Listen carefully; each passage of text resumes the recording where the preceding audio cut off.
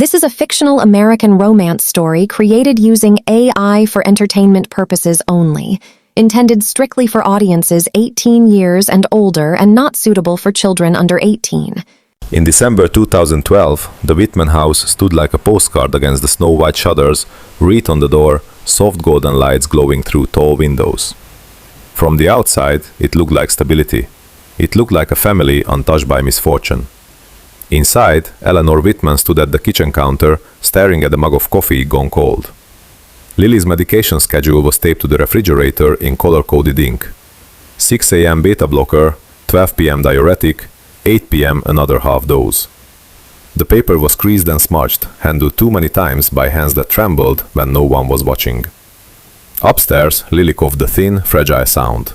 Eleanor closed her eyes. "Do you want me to stay home today?" Michael asked from the doorway.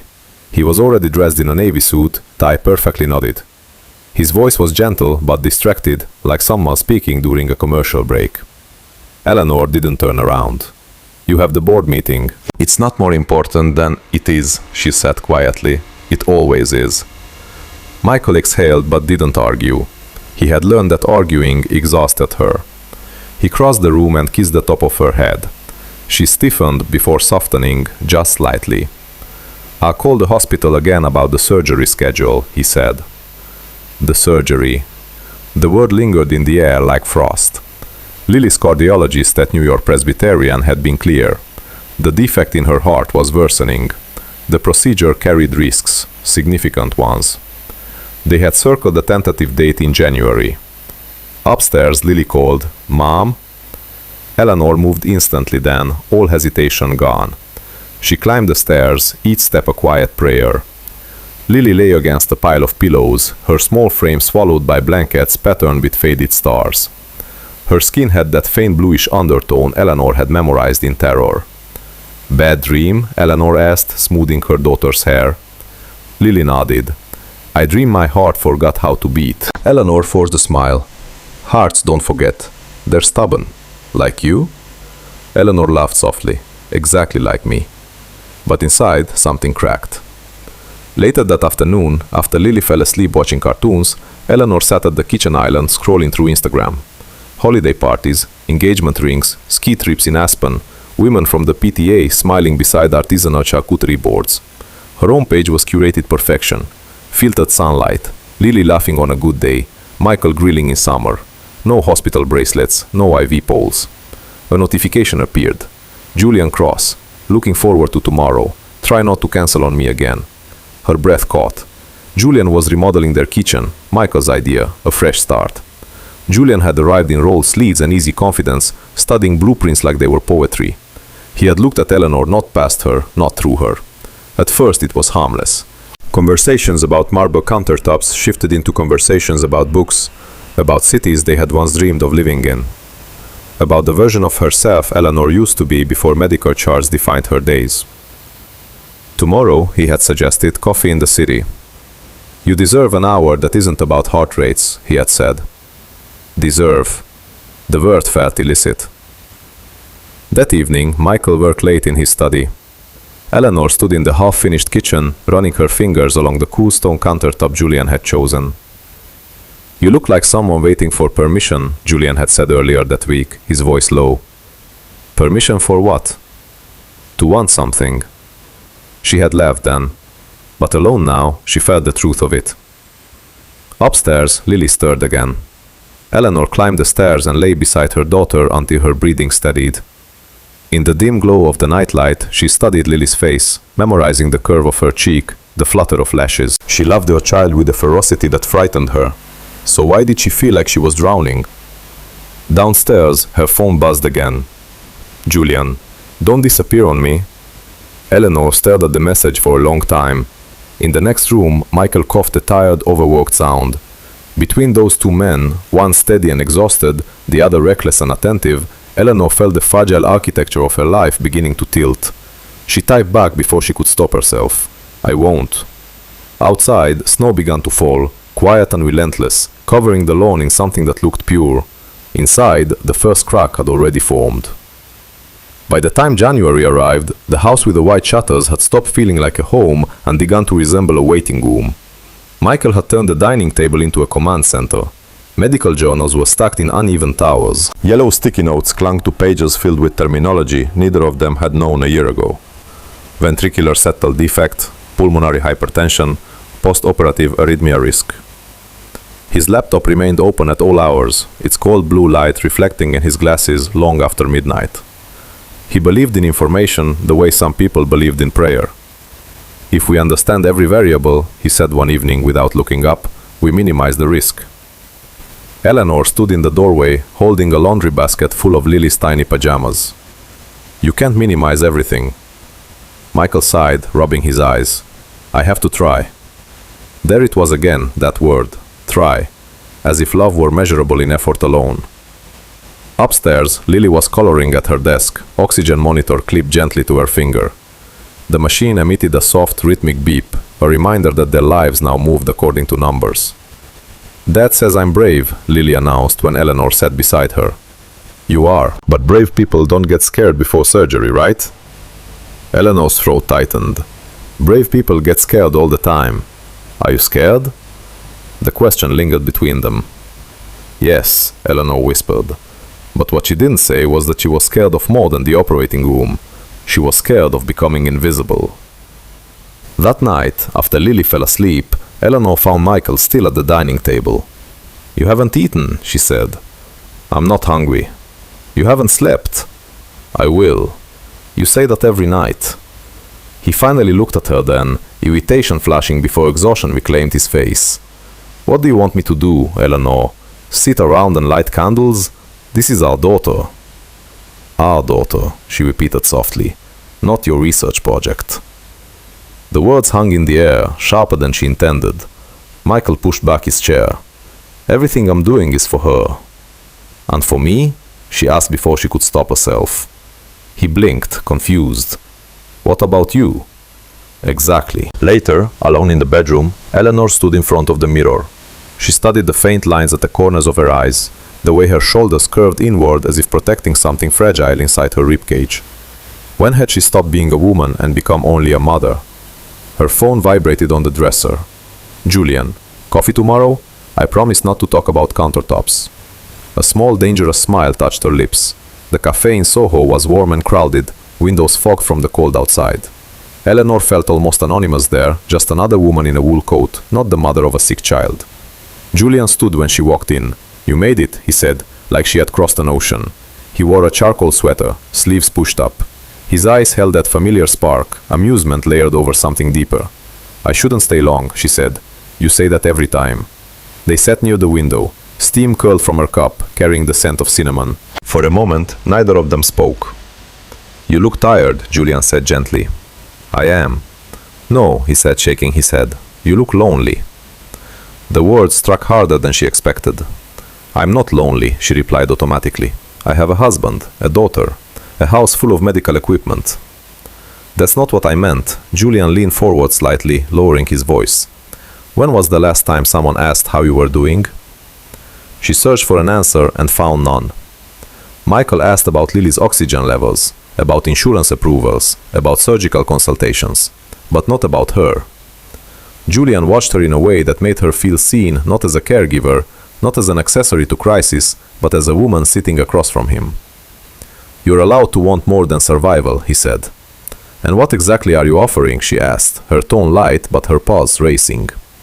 A reminder, he replied, that you're still alive. The recklessness in his smile should have frightened her. Instead, it won something long dormant. Over the next weeks, their meetings became a rhythm. A bookstore in Tribeca, a quiet bar near the river, long walks where the city swallowed them whole. Eleanor told herself it was harmless. She wasn't crossing any physical lines. She was simply breathing. At home, Michael grew quieter, more consumed. One night, she found him asleep at the dining table, cheek pressed against a stack of papers. She gently removed his glasses. He stirred. Did Lily take her 8 o'clock dose? Yes. Good. That was all. No, how was your day? No, I missed you. She stood there for a long moment, staring at the man she had once loved with uncomplicated certainty. She remembered their early years in Brooklyn, the cramped apartment, cheap wine, dreams whispered into the dark. Back then, Michael used to trace circles on her palm and talk about traveling to Florence. Now, he traced statistical probabilities. The first time Julian touched her hand deliberately, it was almost accidental. They were standing on a quiet side street after dinner. Snow fell in thin, hesitant flakes. "You don't have to carry everything alone," he murmured. "I'm not," she insisted. His fingers closed around hers. The contact was simple, barely scandalous. Yet electricity shot up her arm, startling and intoxicating.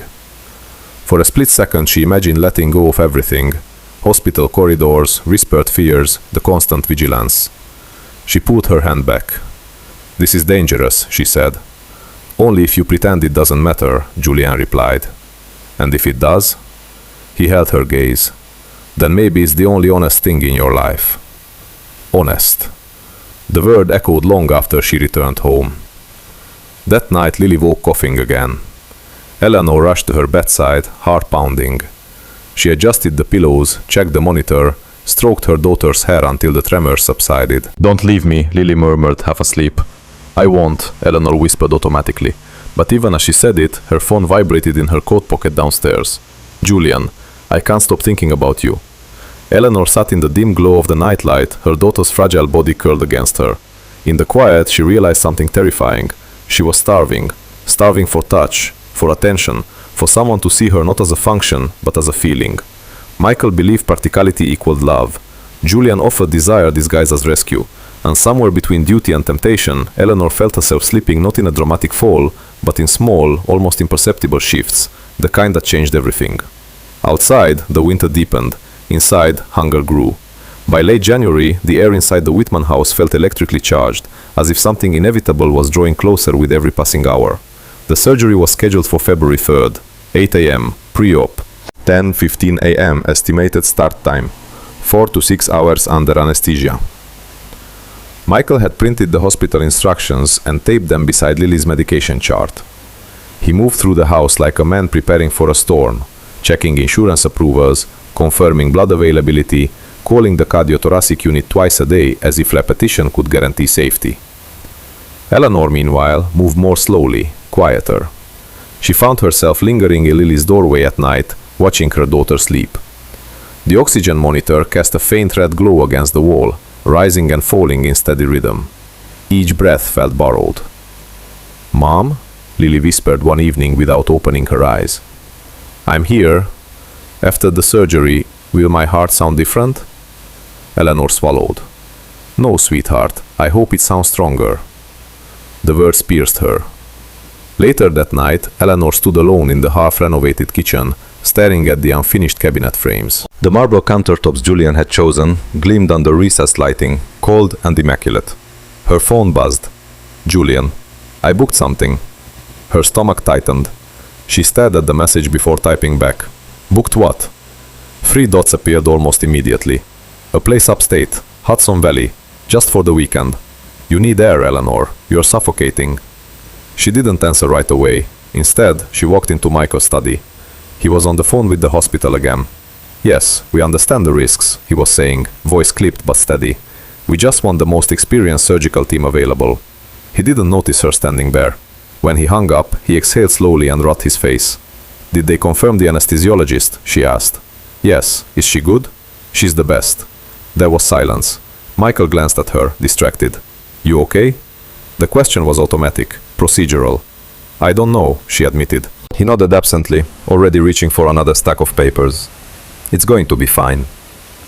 She waited for more, for him to stand, to touch her, to ask what kind of fear was crawling under her skin. But the moment passed. The next afternoon, Eleanor met Julian in Manhattan. She told Michael she needed to clear her head before the surgery.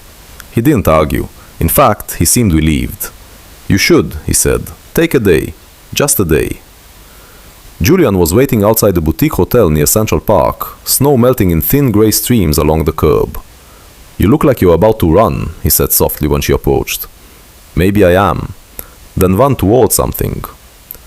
Inside the lobby, warmth wrapped around her like a lie she wanted to believe. They sat in the hotel bar, golden light reflecting off polished brass. Julian leaned close enough that she could feel the heat of him. "Come away with me this weekend," he said. "Just 2 days. No monitors, no surgical charts. No one asking you to be strong. She needs me, Eleanor whispered. She'll be in the hospital surrounded by specialists, Julian countered. Your husband thrives in crises. You don't. That's not fair. No, he agreed. It's not fair that you haven't slept in months. It's not fair that you've disappeared inside that house. He reached for her hand.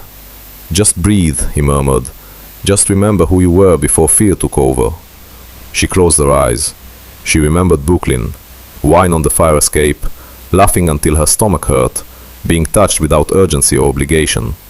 When she opened her eyes again, Julian was still there, offering escape wrapped in tenderness. When? She asked, her voice barely audible. Friday morning. We'll be back Sunday night. The surgery was Monday. It was close enough to danger to feel reckless. It was far enough away to feel survivable. That night, Eleanor lay beside Michael in bed. He was awake, staring at the ceiling. Do you ever think, she began slowly, about what happens if something goes wrong? He turned his head sharply. Don't. But don't. His voice broke. I can't think like that. Tears pooled in his eyes, but he blinked them away. For a moment, she saw the young man he had been, the one who used to whisper future plans against her skin. He reached for her hand, squeezing it tightly. We'll get through this, he said. We. The word felt heavy. She almost told him then, about the weekend, about how she felt like she was drowning. But instead she said, I'm going to visit my friend Caroline upstate this weekend, just for a night or two. Michael hesitated. Before the surgery? Yes. He studied her face, searching for something he couldn't name. If that's what you need, he said finally. Guilt bloomed instantly, but so did relief. Friday morning arrived with brittle sunlight and thin crystalline air. Lily was sitting at the kitchen table, drawing hearts in red marker. For the doctors, she explained, so they know I'm nice.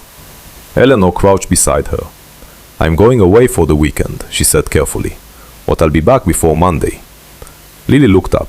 Why? Just to rest. Will you bring me something? Of course. Lily nodded slowly. Okay. No accusation, no fear, just trust. It would have been easier if Lily had protested, if she had cried or clung. Instead, she accepted it. Michael carried Eleanor's suitcase to the door. Call if you need anything, he said. The irony stung. Julian's car was parked at the end of the street. As Eleanor stepped off the porch, snow crunched beneath her boots. The house with white shutters stood behind her, steady and silent. She paused halfway down the driveway. She could still turn back. She could still say she had changed her mind.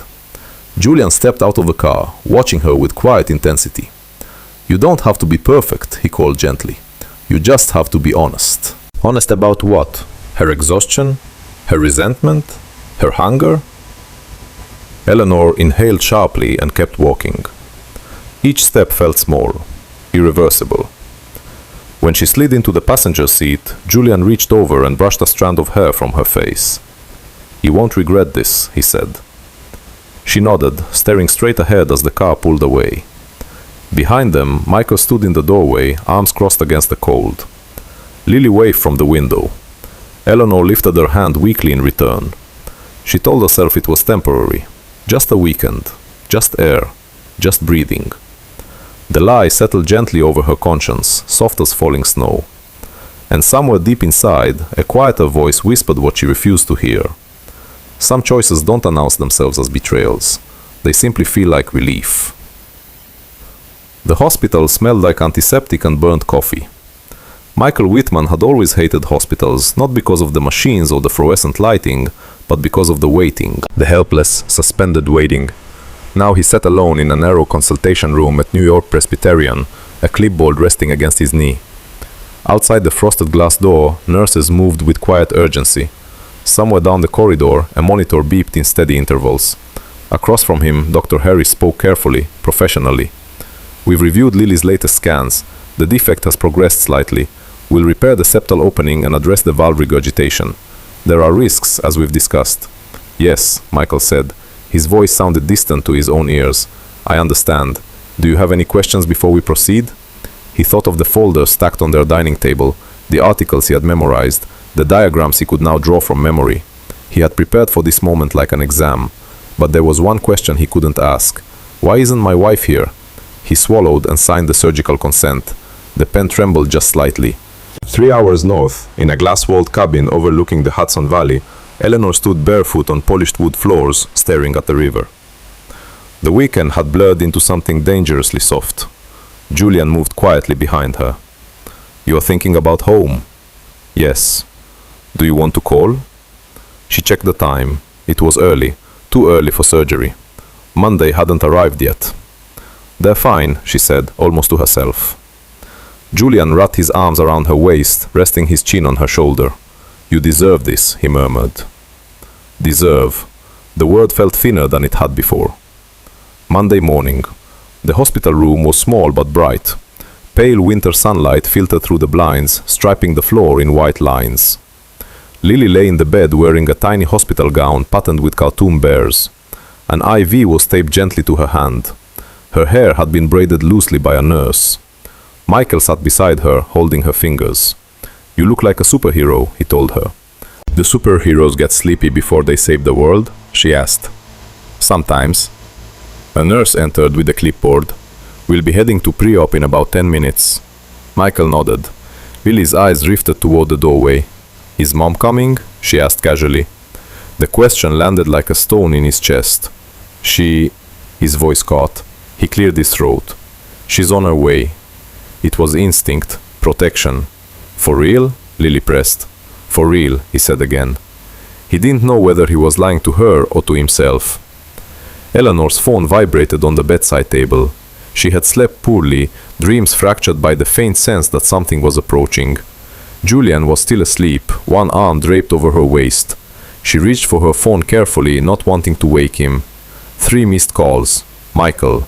Her pulse quickened. There was also a text message. "They moved the surgery up. We're heading to pre-op now." Time seemed to stall. She checked the clock. 9:12 a.m. It had started. She sat up abruptly, the sheets tangling around her legs. "What's wrong?" Julian asked groggily. "They moved it up," she whispered. "Okay." "Okay?" Her voice cracked. "I should be there." Julian rubbed his face, sitting up slowly. "It's already happening. You'd just be sitting in a waiting room. I'm her mother. And you'll see her tonight. You said you'd be back Sunday night, but we left late. It's just a few hours." A few hours. The phrase echoed strangely. Eleanor stared at her reflection in the dark screen of her phone. She could drive down now. She could make it before it ended. But she didn't move. Instead, she typed back, "Keep me updated." The simplicity of it made her stomach twist. In pre-op, Lily's bed was rolled down a long hallway lined with muted artwork. Michael walked beside her, one hand on the railing. "Dad?" "Yes?" "Can you tell Mom I wasn't scared?" His steps faltered. "You can tell her yourself," he said gently. Lily shook her head. "In case." "In case." Michael bent down and pressed his forehead against hers. "She knows you're brave," he whispered. A nurse approached with a warm smile. "It's time." They stopped outside the double doors. "Only parents beyond this point," the nurse said softly. Michael nodded. "Only parents." He felt the absence like a physical weight. As they wheeled Lily toward the operating suite, she looked around again. "Dad?" "I'm right here. I don't see Mom." The words were quiet, not accusatory, just confused. Michael forced a smile that didn't reach his eyes. "She loves you," he said. "That's not what I asked." The nurse adjusted Lily's blanket gently. "We're going to give you some medicine to make you sleepy, okay?" Lily nodded. As the anesthesiologist leaned over her, Lily's gaze drifted past the bright surgical lights. "Tell Mom," she murmured, voice already slurring. I waited. Michael's vision blurred. "I will," he said. The doors closed. And just like that, he was alone. In the Hudson Valley, Eleanor stood outside the cabin, her coat wrapped tightly around her body. The river moved steadily below, indifferent and vast. Julian approached cautiously. "You can't keep punishing yourself," he said. "I'm not." "Yes, you are." She checked her phone again. No updates. Every minute stretched painfully. She imagined the hospital hallway, the bright lights, Lily's small hand in Michael's. She imagined Lily asking for her. The image struck so vividly that she staggered slightly. "Go home," a voice inside her whispered. But another voice, quieter, more exhausted, answered, "It's already done." She had made her choice the moment she stayed. At 2:47 p.m., Michael's phone buzzed. Dr. Harris stood in front of him moments later, mask lowered, eyes tired but steady. "She made it through," the surgeon said. "The repair was successful. The next 48 hours are critical, but she's stable." Michael closed his eyes. Relief flooded him so forcefully, he had to grip the wall to stay upright. "Can I see her?" "In recovery, yes." When he entered the ICU room, Lily looked impossibly small against the white sheets. Tubes and wires surrounded her fragile body. A ventilator hissed softly. He took her hand carefully, mindful of the IV lines. "I'm here," he whispered. Her eyelids fluttered faintly. Hours later, Eleanor's phone vibrated again. "She's out. She's stable." That was all Michael wrote. No accusation, no anger, just information. Eleanor read the message twice. Relief washed over her, but it was tangled with something heavier. She had not been there when Lily went under anesthesia. She had not been there when her daughter asked for her. She had not been there when Michael signed the consent alone. The absence echoed louder than any argument could have. Julian stepped beside her. "See, she's okay." Eleanor nodded slowly. But somewhere, deep in her chest, a quiet understanding took root. Some betrayals don't explode, they echo. And in that hospital room, sterile, humming, painfully bright, her absence had already rewritten everything. The morning of the surgery arrived without drama. No thunder, no omen, just a thin wash of gray sky over Manhattan and the brittle hush of winter pressing against hospital windows. At New York Presbyterian, Michael Whitman stood beside his daughter's bed in the pre-operative unit, holding a clipboard that felt heavier than it should have. The hallway hummed with distant pages and the squeak of rubber soles against polished floors. Lily lay propped against white pillows, her small body swallowed by the hospital gown. Cartoon bears marched cheerfully across the fabric, an absurd attempt at comfort. A plastic bracelet circled her wrist, her name printed in block letters. Lily Whitman, age 6. "Dad?" she asked softly. "I'm right here." Her fingers were cool in his. "Where's Mom?" The question was gentle, curious, not yet afraid. Michael forced his voice into steadiness. She's coming." The lie slid out before he could evaluate it. He had texted Eleanor 3 times since dawn. "We're heading in. They moved her up. Call me." No response. He told himself there was traffic, a dead phone, a delay. He told himself a dozen plausible things because the alternative was too sharp to hold. A nurse entered with a sympathetic smile. "Mr. Whitman, we need your signature on the final consent." Michael followed her into a smaller consultation room. Dr. Harris stood waiting, mask hanging loosely around his neck. "We'll begin shortly," the surgeon said. "You've reviewed the risks?" "Yes." "Stroke, infection, arrhythmia, complications from anesthesia?" "Yes," Michael repeated. The words sounded clinical, manageable. He had memorized them like vocabulary for survival. The doctor placed the pen in his hand. "There's still time to ask questions." Michael stared at the paper. Under mother/guardian signature, the line remained blank. He felt it then. Not anger. Not yet, but an expanding emptiness. "I'm her father," he said quietly. Dr. Harris nodded once. "And that's enough." Michael signed. The ink bled slightly into the paper fibers. A decision made alone. 3 hours north, in a glass-paneled rental house overlooking the Hudson River, Eleanor stood at the window with her phone in her hand. The water below moved in slow, indifferent currents. Julian stepped out of the shower, towel slung low around his hips. "You're pale." "They moved it up," she said. "So it's happening now?" "Yes." He approached her carefully. "Do you want to drive back?" She checked the GPS instinctively. 2 hours and 40 minutes, without traffic. "It's already started," she whispered. Julian rested a hand on her shoulder. "You'd just be sitting in a waiting room." The words mirrored what she had taught herself all morning. Just sitting, just waiting, just being present. Her phone remained silent. She imagined the hospital corridor, the cold vinyl chairs, Michael pacing. She imagined Lily asking. She cut the thought off. "I need air," she murmured, stepping outside onto the deck. The winter wind beat sharply against her face. Behind her, Julian said nothing. In pre-op, Lily's bed began to move. Michael walked alongside as nurses guided it down the corridor. Fluorescent lights passed overhead in steady intervals, blinking like slow-motion stars. "Dad?" "Yes, sweetheart?" "Will it hurt?" "Not while you're asleep." "And when I wake up?" He swallowed. "You'll be braver than anyone I know." She seemed to consider that. They stopped outside the double doors of the operating suite. "Only one parent beyond this point," a nurse said softly. Michael nodded. "Only one." He bent down, pressing his forehead gently to Lily's. "Is Mom parking?" Lily asked. The hallway felt suddenly too bright. "She loves you," Michael said carefully. "That's not what I asked." The simplicity of it fractured something inside him. A nurse adjusted Lily's IV line. "Okay, superhero, we're going to give you medicine that makes you sleepy." Lily's eyes drifted toward the hallway behind her. "Tell Mom I wasn't scared," she whispered. Michael felt his chest collapse inward. "I will," he said. The anesthesiologist placed a mask gently over Lily's face. "Deep breaths, honey." Her eyelids fluttered. "I waited," she murmured faintly. And then she was gone, sliding under, into a silence so complete it roared. The doors closed. Michael stood there for several seconds after they sealed shut, staring at his own reflection in the polished metal. In the glass, he looked like a man abandoned in public. Back in the Hudson Valley, Eleanor's phone vibrated. Her heart slammed against her ribs. "She's in surgery." Nothing else. No accusation, no emotion. Just information. She stared at the message until the screen dimmed. "Is everything okay?" Julian asked from inside.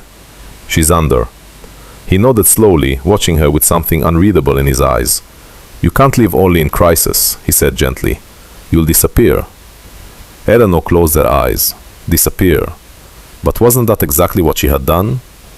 She sat on the edge of the bed and tried to pray. The words wouldn't form. Time fractured into unbearable increments. She checked her phone every 2 minutes. No updates.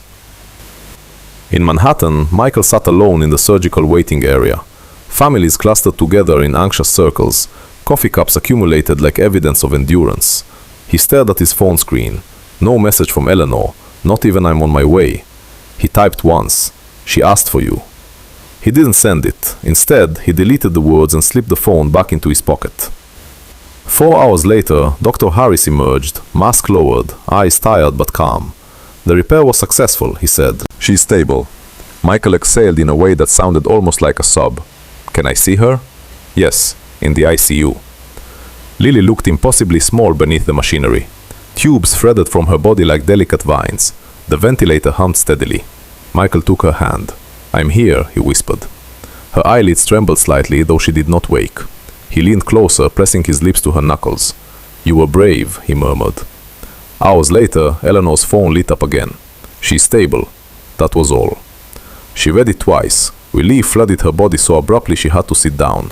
Tears filled her eyes. "She's okay," she breathed. Julian exhaled softly. "See, you needed this break." But even as he spoke, Eleanor felt something irreversible settle inside her. Lily had asked for her. Lily had waited, and she had not been there. No screaming argument, no shattered glass, no dramatic confrontation, just an empty space beside the hospital bed. And sometimes, absence is louder than betrayal. Eleanor returned on a Tuesday afternoon. The snow along the driveway had turned gray, packed down by tires and time. The house with the white shutters looked exactly the same, wreaths still hanging, porch light still warm, but something inside it had shifted, as if the air pressure had changed. Michael opened the door before she reached for the handle. He looked thinner, not physically perhaps, but diminished in some quiet way. His eyes were rimmed red, the faint shadow of sleepless nights settling permanently beneath them. "You're back," he said. It wasn't a question. Yes. She held her breath, waiting for anger, for accusation. It didn't come. "Lily's home," he added. "She's upstairs." Home. The word landed strangely. Eleanor stepped inside. The house smelled faintly of disinfectant and reheated soup. A folding hospital table stood beside the couch, stacked with medication bottles and printed discharge instructions. The dining table had been cleared of medical journals. In their place sat a single envelope from the hospital billing department. No one mentioned the surgery. No one mentioned the weekend. The silence expanded between them like fog. Upstairs, Lily lay in her bed, propped carefully against pillows. A faint surgical scar peeked from beneath the collar of her pajama top. She looked smaller somehow. Eleanor approached slowly. "Hi, sweetheart." Lily's eyes shifted toward her. "Hi." There was no smile. Eleanor knelt beside the bed, brushing a hand gently over Lily's hair. "You were so brave. That's what Dad said. I'm sorry I wasn't there when you woke up." Lily studied her face with unsettling clarity. "It's okay," she said. Children learn to protect their parents faster than anyone realized. I brought you something, Eleanor added quickly, reaching into her bag. A small snow globe from the Hudson Valley. Inside, a tiny glass cabin stood beside the river. Lily turned it upside down. Snow swirled in slow, silent circles. Did you have fun? She asked. The innocence of it pierced deeper than accusation ever could. Eleanor opened her mouth. Yes, she said finally. The truth tasted bitter. That night, Michael slept on the edge of the bed, his back turned toward her. Eleanor lay awake, staring at the ceiling. The room felt foreign. I should have been there, she whispered into the dark. Michael didn't turn around. Yes, he said. No raised voice, no explosion, just agreement. The word split something cleanly down the middle. Days passed in a strange, suspended rhythm. Lily's recovery demanded precision medication schedules, follow-up appointments, limited movement. Michael handled everything with quiet efficiency. He worked remotely, taking conference calls in low tones from the study. Eleanor tried to step back into her role, but it felt like walking into a room where someone had rearranged the furniture in her absence. Michael no longer asked her to track dosages. He double-checked everything himself. I can do it, she said once, reaching for the pill organizer. I know, he replied gently, already finishing the task. The gentleness hurt more than anger would have. At dinner, conversation revolved around Lily's progress. Heart rate, oxygen levels, schoolwork she would miss. They never discussed the surgery morning. They never discussed Julian. But his presence hovered like a faint scent no one acknowledged. One evening, Eleanor found Michael in the kitchen rinsing dishes. I want to talk, she said. He dried his hands carefully before facing her. Okay. She hesitated. I felt like I was disappearing, she began. Before the surgery, I couldn't breathe in this house. Everything was fear. Everything was numbers. Michael nodded once. I know. You do? I watched you, he said quietly. I just thought if I fixed the medical part, you'd be okay. Tears gathered in her eyes. You stopped seeing me. His expression shifted, pain flickering beneath restraint. And you stopped choosing us. There it was, not shouted, not weaponized, just stated. She didn't deny it. I didn't think it would matter, she said weakly. It was just a weekend. Michael let out a hollow breath. She asked for you. The words landed with surgical precision. Eleanor's knees felt unsteady. I know. No, he said softly. You don't. Silence filled the kitchen. Finally, he spoke again. Did you love him? The question wasn't furious, it was exhausted. She closed her eyes. I don't know. That was worse than yes. Michael nodded slowly, absorbing the final confirmation of something he had likely known all along. I can't unsee that hospital hallway, he said, standing there alone while she looked for you. Eleanor's chest tightened. I was afraid, she whispered. So was I. For a moment, they stood there, two people who had once built a life from nothing, now separated by something neither could cross. I don't want to fight, Michael said at last. I don't either, and that was the most devastating part. The divorce papers arrived in early spring. There was no dramatic confrontation, no slammed doors. They met with a mediator in a quiet office overlooking the Hudson. They discussed custody schedules, assets, the house. I'll move into the city, Eleanor said. Closer to work. Michael nodded. Lily stays here. It wasn't contested. When the final documents were signed, the room felt eerily calm. Years of shared history reduced to signatures and initials. As they left the building, cherry blossoms had begun to bloom along the sidewalk, delicate, indifferent. Michael paused. I don't hate you, he said. I know, but I don't trust you anymore.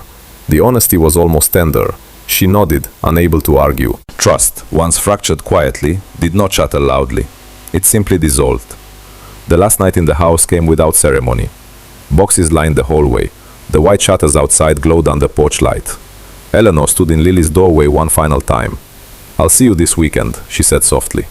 Lily nodded. Mom? Yes? Next time, don't miss the important part.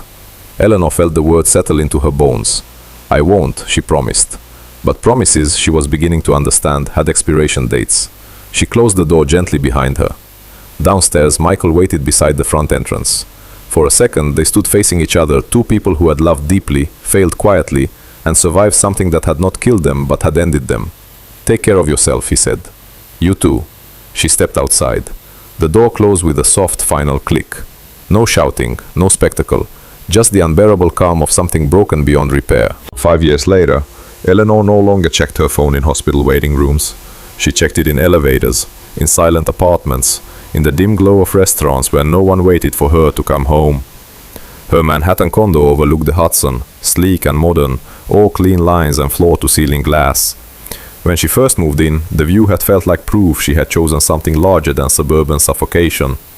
Now it felt like distance. Julian stood at the kitchen island one Thursday evening, scrolling through emails on his tablet. The marble countertops, his aesthetic, always his, were immaculate. "You're late," Eleanor said lightly. "Meeting ran over," he replied without looking up. "Again?" He exhaled.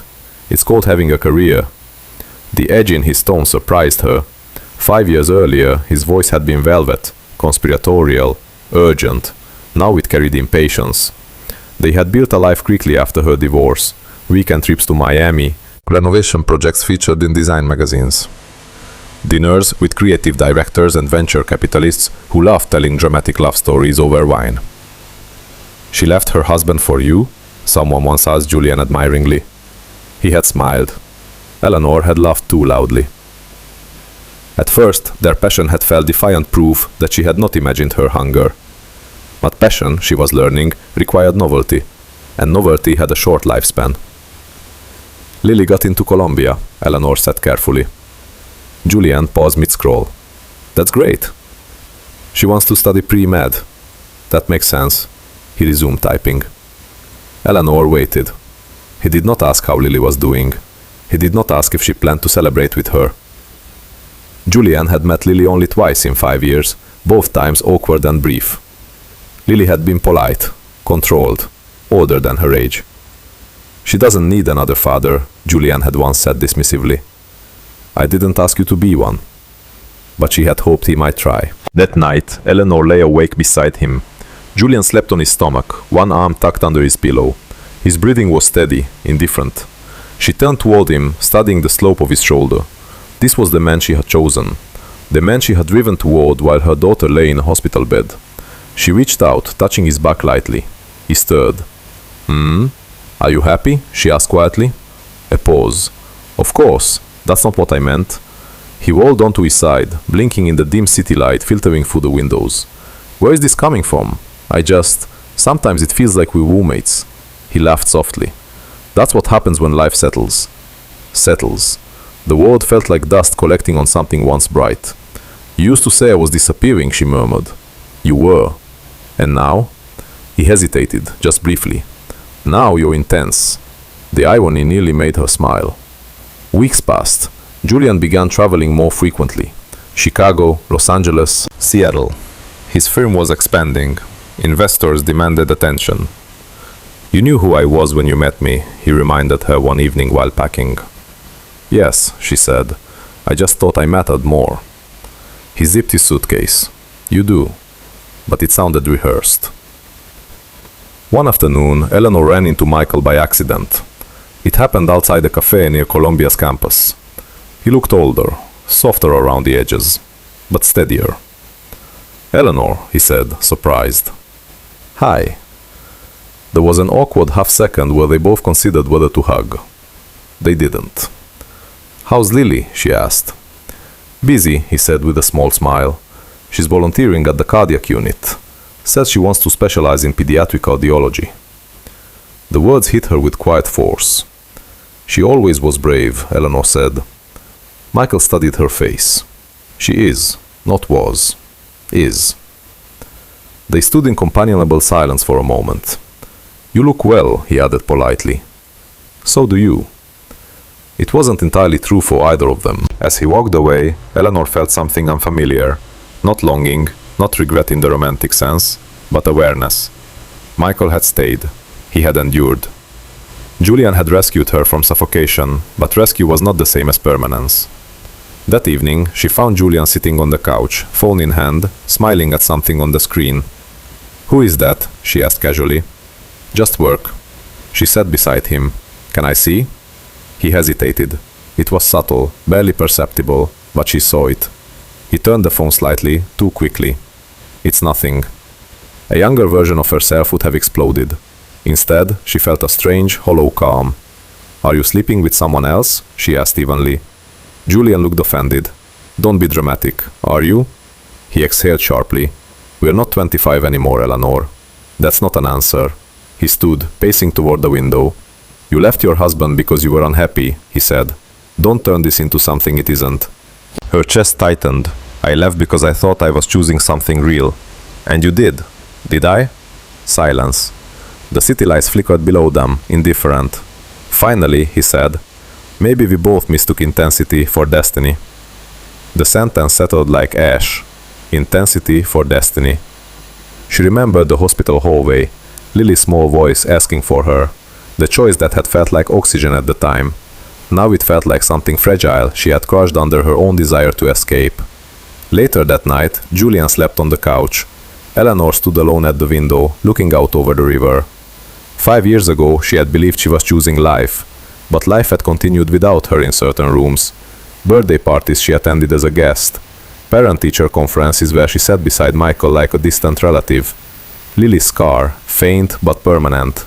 She had sacrificed permanence for passion, security for sensation. And passion, she now understood, was a flame that demanded constant feeding. It did not build foundations. Her phone buzzed, a notification from social media. Lily had posted a photo, white lab coat, hospital badge clipped neatly to her pocket. Caption, for the little girl who survived. Eleanor touched the screen gently. She wondered if Lily ever thought of that morning, if she remembered waiting. Julian stirred in the other room. The fantasy that once felt like salvation now felt ordinary. Ordinary and fragile.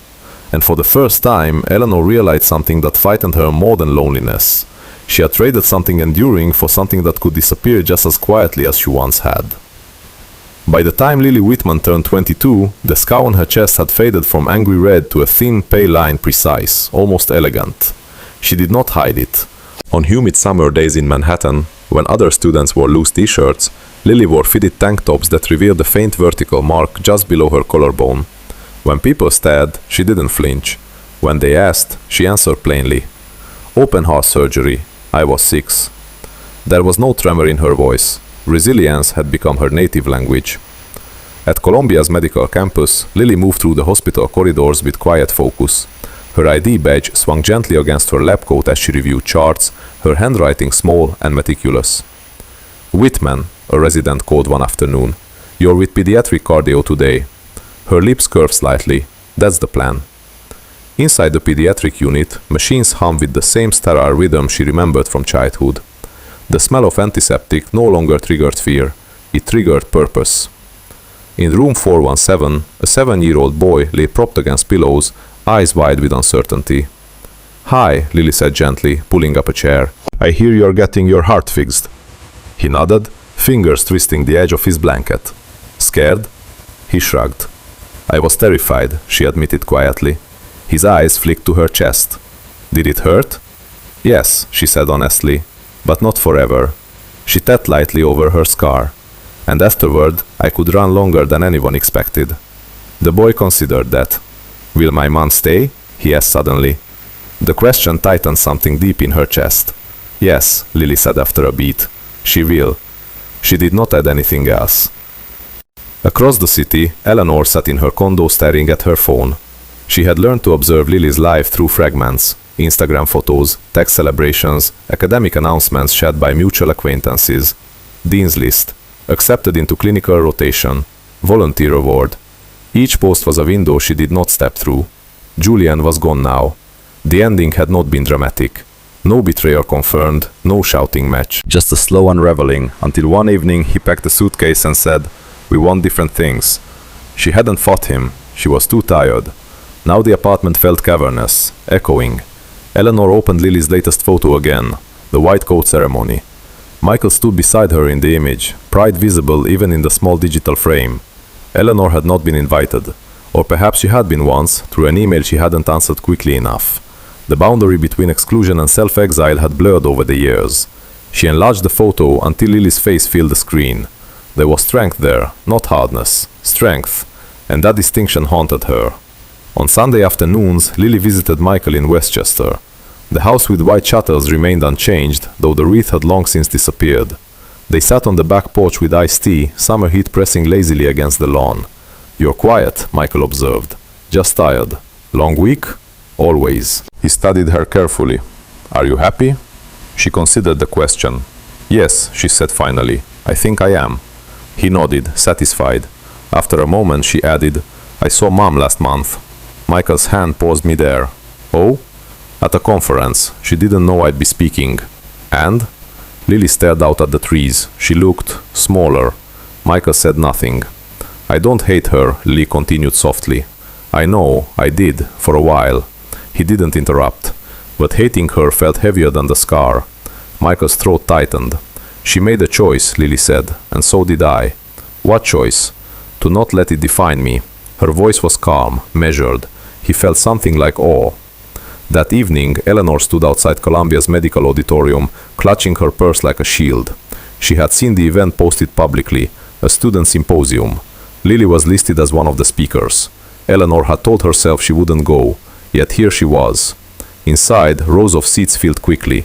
Students, professors, parents. Eleanor slipped into the back row unnoticed. Where Lily stepped onto the stage, a hush settled. She looked composed, confident in navy slacks and a crisp blouse beneath her lab coat. My interest in pediatric cardiology, Lily began, voice steady through the microphone, started before I understood the word cardiology. A ripple of soft laughter. I had surgery at 6. I remember the ceiling lights more than the pain. I remember thinking my heart sounded different afterward. Eleanor's fingers tightened around the program booklet. I also remember, Lily continued, that survival is not the same as bitterness. We don't get to choose what scars us, but we do choose what we build around the scar. Silence filled the room. Eleanor felt the words land like stones dropped into still water. Lily did not look toward the back row. She did not search the crowd. Her focus remained forward. After the applause, Eleanor stayed seated until most of the audience dispersed. She could leave quietly. She should. But something rooted her in place. Lily stepped down from the stage, gathering her notes. For a brief second, their eyes met across the thinning crowd. Recognition flickered. Not shock, not anger, just awareness. Eleanor's breath caught. Lily walked toward her. Hi, Mom. The word sounded unfamiliar and familiar all at once. You were incredible, Eleanor said, voice trembling despite her effort to steady it. Thank you. There was space between them. Not hostile, just measured. I didn't know if I should come, Eleanor admitted. Lily tilted her head slightly. You're here. It wasn't absolution, but it wasn't rejection either. I'm proud of you, Eleanor whispered. I know. The simplicity of the reply undid her more than any accusation could have. Do you ever, Eleanor began, then stopped. Think about it? Lily finished gently. Eleanor nodded. Yes, Lily said, but not the way you think. How then? I remember that I survived, Lily replied, and that Dad stayed, and that you didn't. There was no venom in it, just fact. I wish I had, Eleanor said. I know. The repetition echoed softly between them. For the first time, Eleanor understood that forgiveness did not erase consequence. Lily had built strength from absence. She had learned independence where reliance had fractured. She carried no visible bitterness, but the architecture of her resilience had been shaped by loss, and Eleanor had forfeited being part of its foundation. Outside, evening light spilled across campus in golden layers. Students laughed in small clusters, unaware of the quiet reckoning unfolding near the auditorium doors. Are you coming to dinner? Lily asked politely. With you? With Dad. The invitation hovered careful, conditional. Eleanor hesitated only a fraction of a second. Yes, she said. Not because it repaired anything, but because sometimes strength meant showing up even years too late. The conference was held at a glass tower in Midtown, 30 floors above the noise of Manhattan. Cardiologists, residents, researchers, hundreds of them, moved through the lobby in dark suits and polished shoes, badges clipped neatly to their lapels. The air smelled faintly of espresso and expensive perfume. Conversations overlapped in low, intelligent murmurs about surgical techniques and breakthrough trials. Eleanor adjusted the silk scarf at her throat and checked her reflection in the mirrored column beside the registration desk. She had been invited to consult on the redesign of pediatric recovery spaces. Warmer lighting, softer edges, architecture meant to ease fear. The irony was not lost on her. She had spent years designing environments meant to comfort families in crisis. She had once failed to sit in one. Across the lobby, a familiar name printed in bold letters caught her eye. Lily Whitman, MD candidate, Columbia University. Her breath slowed. It had been almost a year since the symposium, since the careful dinner with Michael, where conversation stayed politely above anything dangerous. Since she had begun, in small ways, to show up birthdays, brief lunches, occasional texts that were answered but rarely initiated. Progress, if it could be called that, had been quiet and fragile. Eleanor stepped into ballroom B. Rows of chairs faced the white projection screen. On stage, a panel discussed post-operative cardiac rehabilitation in children. Slides flashed images of sutures, graphs, long-term survival rates. And then Lily walked up to the podium. Her hair was pulled back neatly, her posture calm. The faint scar at her collarbone barely visible above the neckline of her blouse. Eleanor watched her daughter speak with measured clarity. Medical success, Lily said into the microphone, is not only about survival rates. It's about the emotional ecosystem surrounding the child. Eleanor's chest tightened. A child remembers who was in the room, Lily continued, not just the procedure. There was no hesitation in her tone, no glance toward the back, just truth. Applause followed, professional, appreciative. Eleanor remained seated after the session ended, hands folded tightly in her lap. When Lily stepped down from the stage, she didn't look surprised to see her. "Hi, Mom," she said. "Hi." They stood facing each other amid the thinning crowd. No rush to embrace, no dramatic pose. "You were brilliant," Eleanor said. "Thank you." A quiet settled between them, not uncomfortable, but aware. "Do you have time for coffee?" Lily asked. "Yes," Eleanor replied quickly. "Of course." The cafe across the street buzzed with conference attendees dissecting research over cappuccinos.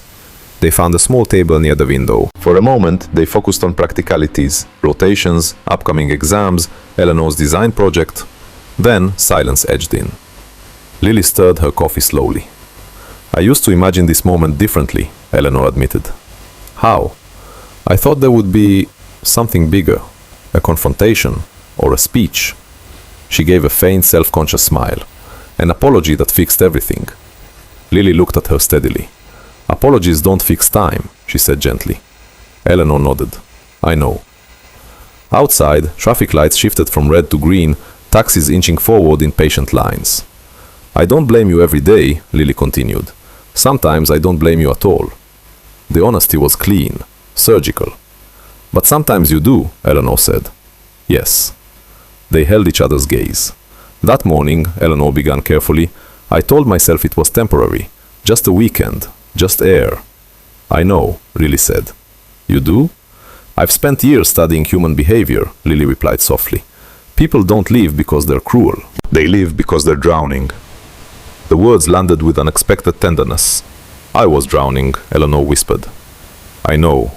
Another repetition, another truth. "But you still left," Lily added. There it was, not accusation, reality. Eleanor felt tears gather, but she did not look away. "Yes," she said, "I did." A long pause followed. "I forgive you," Lily said finally. The words should have felt like release. Instead they felt solemn, sacred. "And I love you," Lily continued. "But love doesn't rewrite memory." Eleanor's breath trembled. She understood then fully, without defense, that forgiveness was not restoration. Forgiveness meant the wound would not be weaponized. It did not mean the wound had never existed. "I missed something I can't get back," Eleanor said quietly. "Yes," Lily agreed. No cruelty, no comfort, just agreement. They left the cafe together and stood on the sidewalk. The city moved around them, horns, footsteps, snippets of conversation in a dozen languages. "I have another session," Lily said, glancing at her watch. "Of course." They hesitated, then stepped into a brief embrace. It was warm, real, but measured. When they separated, Lily smiled, soft, steady. "I'm glad you came," she said. "So am I." Lily turned and crossed the street, merging easily into the flow of professionals and students. Eleanor remained on the sidewalk for several seconds, watching until her daughter disappeared into the glass building. Years ago, she had chosen desire over duty, relief over presence. She had told herself it was temporary. Now she understood that some absences echo forward through time. Lily had survived. She had built strength from fracture, purpose from scar tissue. Michael had stayed. And Eleanor had learned.